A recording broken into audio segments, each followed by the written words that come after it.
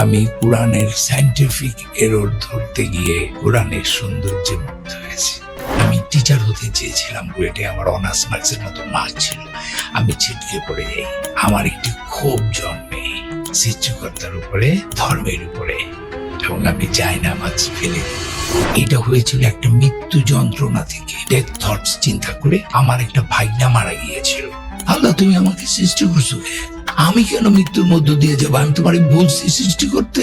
Einstein তখন আমার বইটা পড়া হয়েছে, থিওরি অফ রিলেটিভিটি, আমার স্টিফেন হকিং পড়া। আমি পুরোপুরি একজন এথিস্ট হয়ে গেলাম।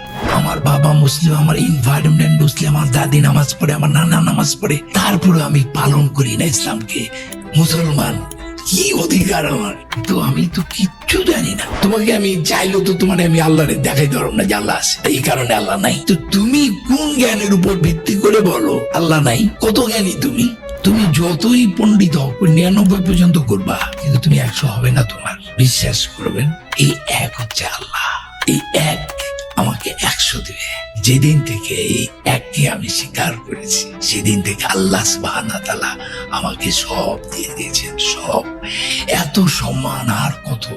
মানুষের জন্য ইসলাম এসেছে, শুধু মুসলমানদের জন্য নয়। আমাদের কোরআনে যে 28টা অ্যালফাবেট আছে, প্রত্যেকটা অ্যালফাবেটের একটা রিপ্লেসিং নাম্বার আছে। আল্লাহ এটাকে প্রফেসি নাম্বার বলে। যদি কোরআনের মতো কোরআন আনার জন্য মানুষও যিনি এক যুগে চেষ্টা করে, তবু তারা এর মতো আনতে পারবে না। আল্লাহ কয়, তুই কত বড় ম্যাথমেটিশিয়ান, তুই আমার বলবি? 15 দিন নিজে মাতবুরি করে এই বানাইতে চাইছিলাম। আমি 15 ডেজের দিন অসুস্থ হয়ে গেছি। এইটা মানুষের পক্ষে করা সম্ভব না। সূর্যর কক্ষপথ আছে কিনা সেটা মাত্র ডিসকভার হয়েছে, হাবল টেলিস্কোপ আবিষ্কার হওয়ার পর। তাহলে 1400 বছর আগে কিভাবে কোরআনে বলে আল্লাহ সৃষ্টি করেছেন রাত্রি ও দিন ও সূর্য ও চন্দ্রকে, প্রত্যেকে নিজ নিজ কক্ষপথে বিচরণ করে। আল্লাহ একটা জায়গায় বলছেন, পৃথিবীতে বা ব্যক্তিগত ভাবে তোমাদের যে বিপদ আপদ ঘটে, তার লেখার পূর্বেই তার লেখা হয়। এই জন্য যে তোমরা যা হারিয়েছ তার জন্য বিমর্ষ না হও, আর যা তিনি দিয়েছেন তার জন্য খুশিতে উল্লসিত না হও।